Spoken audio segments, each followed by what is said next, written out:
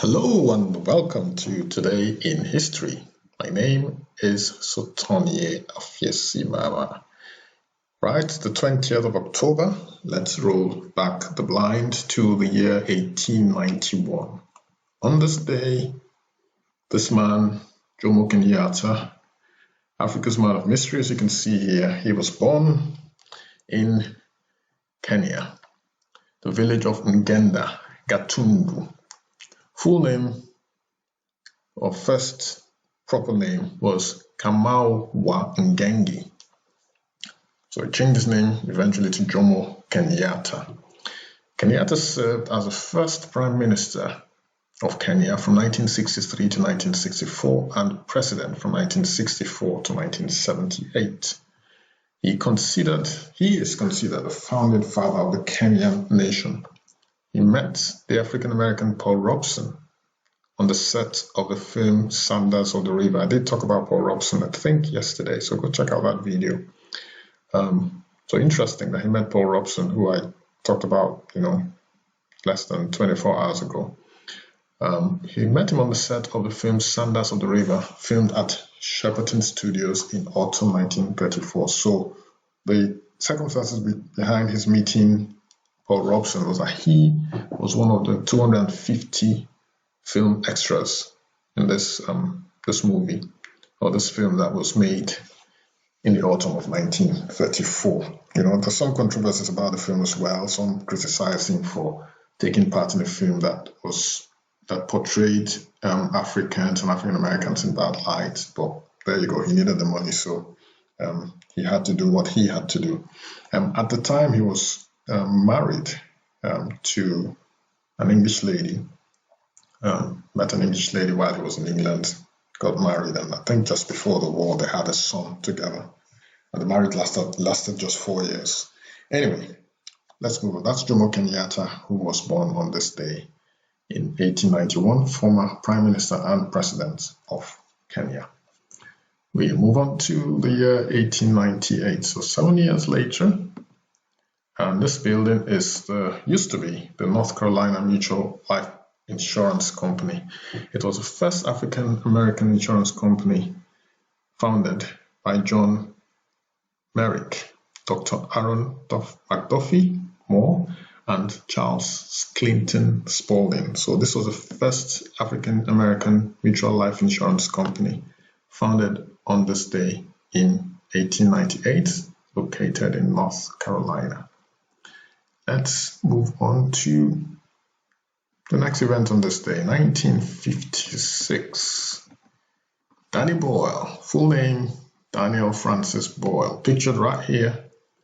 He is an English film, television, and stage director and film and television producer. So he was born on this day in 1956.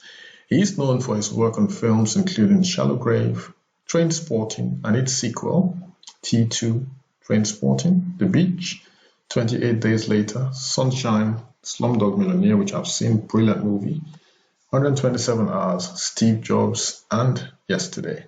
His debut film, Shallow Grave, won the BAFTA Award for Best British Film. The British Film Institute ranked Trainspotting the 10th greatest British film of the 20th century. Yeah, that's another great film. I have seen that film actually. Another fantastic film. So go check it out. Go check out Trainspotting and Slumdog Millionaire and his other films as well. So that's Danny Boyle. Happy birthday, Danny Boyle. Born on this day in 1956. On this day, 1964, former US President Herbert Hoover died. He died in New York City. His full name was Herbert Clark Hoover, born on the 10th of August 1874. He was an American politician, businessman, and engineer who served as the 31st President of the United States from 1929 to 1933. If you remember, for those of you who know your history, 1929 was the day of the big stock market crash. So basically, he came into power just a few months before the stock market crashed. A member of the Republican Party, he held office during the onset of the Great Depression. So that's what I alluded to a few seconds ago. Before serving as president, Hoover led a commission for relief in Belgium, served as the director of the U.S. Food Administration, and served as the third U.S. Secretary of Commerce. Hoover was born to a Quaker family in West Branch, Iowa. He took a position with a London-based mining company after graduating from Stanford University in 1895. After the outbreak of World War I, he became the head of the Commission for Relief in Belgium, an international relief organization that provided food to occupied Belgium. When the U.S. entered the war, President Woodrow Wilson appointed Hoover to lead the Food Administration, and Hoover became known as the country's food czar. The stock market crashed shortly after Hoover took office, and the Great Depression became the central issue of his presidency. So that is President Herbert Hoover, who died on this day in 1964. Let's move on to the year 1968. So just 4 years later, Jacqueline Kennedy. This was the day. The beautiful Jacqueline Kennedy, former First Lady of the United States, married Greek shipping magnate Aristotle Onassis, thus becoming Jacqueline Lee Kennedy Onassis. She was an American writer as well. She was a literature editor. She was a photographer and socialite. She was the First Lady of the United States, as I mentioned earlier, as the wife of President John F. Kennedy. During her lifetime, Jacqueline Kennedy was regarded as an international fashion icon. Her ensemble of a pink Chanel suit and matching pillbox hat that she wore in Dallas, Texas, when the president was assassinated on November 22, 1963, has become a symbol of her husband's death. Even after her death, she ranks as one of the most popular and recognizable first ladies in American history. And in 1999, she was listed as one of Gallup's most admired men and women of the 20th century. So that's Jacqueline Kennedy Onassis, née Bouvier, who on this day married Greek shipping magnate Aristotle Onassis. Let's move on to the next event on this day. American rapper, pictured here, you recognize his face, Snoop Dogg. So he is a songwriter as well. His full name is Calvin Cardoza Brothers Jr. Born in 1971, on this day, best known by his stage name Snoop Dogg, previously Snoop Doggy Dogg, and briefly Snoop Lion. He is an American rapper and media personality. His fame dates to 1992, when he featured on Dr. Dre's debut solo single, Deep Cover, and then on Dre's debut solo album, The Chronic. Snoop has since sold over 23 million albums in the United States and 35 million albums worldwide. Wow, so happy birthday, Snoop Doggy Dogg. He is 49 today. 1973, on this day, the Sydney Opera House in Australia, designed by Danish architect John Utzon, whose dynamic, imaginative, but problematic plan won an international competition in 1957, was opened by Queen Elizabeth II. So this was the day in 1973 that the Sydney Opera House was finally opened. Interesting architecture, fantastic design, I would say, complex, obviously. I don't think anything approaching this magnitude and complexity had been designed before this building. Anyway, I'm not an expert in architecture, but yeah, it's a fantastic building. Okie dokie, 2002. See what happened on this day. The Blue Stream. This is basically an underwater pipeline, and it's the deepest underwater pipeline in the world. It opened in Turkey on this day and was put in use for the transport of natural gas. So you can see the pipeline connecting Turkey and Russia opened on this day, the deepest underwater pipeline in the world for natural gas. 2011, On this day, the Libyan de facto leader, Muammar al-Qaddafi, was killed by rebel forces following a revolt and received international military assistance. So you see, this is where I sort of this international military assistance thing, especially in a country that seemed to be doing well. There might have been, a lot of problems, maybe human rights abuses. I don't know. I don't know much about Libya because I was very young when Gaddafi was in power.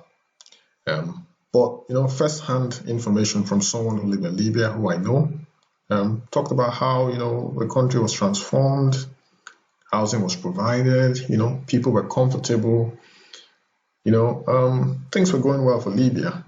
Things were going really well for Libya. So I don't know what happened along the way, but for the West to intervene, intervene in quote now, it's not positive intervention from what I gather. But guys, if you have any input to this, if you're a Libyan, you grew up in Libya, drop a comment in the comment section, because I don't know much about Libya. But I hear people had a good life while Gaddafi was in power, and now it's just like night and day. So I'm going to read a bit more about this guy. So, like I said, he was Libyan de facto leader. He was killed by rebel forces on this day in 2011 following a revolt that received international military assistance. A revolutionary politician and political theorist, he governed Libya as revolutionary chairman of the Libyan Arab Republic from 1969 to 1977, and then as the brotherly leader in quote, of the great socialist people's Libyan Arab Jamahiriya. So Jamahiriya simply means state of the masses. So he did that from 1977 to his death in 2011. He was an Islamic modernist. He introduced Sharia, which is Islamic law, as a basis for the legal system and promoted Islamic socialism. He nationalized the oil industry and used the increasing state revenues to bolster the military, fund foreign revolutionaries, and implement social programs, emphasizing house building, healthcare, and education projects. Nothing wrong with all this. I don't know why it went wrong with Libya. It's sad, but, the people decided. Yeah, but was it the people or just a handful of people who decided that maybe he'd been in power for too long and he needed to go? That's another problem with African leaders, Once they get into power, they just sit tight and want to stay there forever. Anyway, democracy again, is it the right thing? Is it the right form of government for Africa? Africa is mostly, the history is replete with a feudal system of government where you had chiefs and kings who ruled for life. So is it in their blood? Is it in the blood of Africans to get into power, not want to leave? Is democracy not the right sort of governance, the right sort of political system for Africa? Drop a note, drop a comment in the comments section and let me know. Okay, so that is Muammar al-Qaddafi, who was killed on this day in 2011, but not before he reformed his country, nationalized the oil industry, which was the main revenue generator for the company, for the country, and used the increasing state revenues to bolster the military, and also built social housing, healthcare, and education projects. I don't see what's wrong with what he did. Anyway, let's move on to the year 2014. Sadly, also on this day, just 3 years after Gaddafi was murdered, assassinated, Oscar de la Renta died. He was a Dominican-born American fashion designer whose work, blending European luxury with American ease, helped define standards of elegant dressing among socialites, US first ladies, and red carpet celebrities. So he died in Connecticut on this day. I'm going to show you some of his creations and with some celebrities, just to celebrate this guy. Lovely dress here, and that's Oscar de la Renta in the background of this model. Oprah Winfrey and Oscar de la Renta. Oscar de la Renta and his models, same models, beautiful dress. Don't know who this lady is. She's absolutely stunning, and he's looking in amazement. And this beautiful lady. It's Oscar de la Renta's creations. I like this dress as well. Absolutely lovely.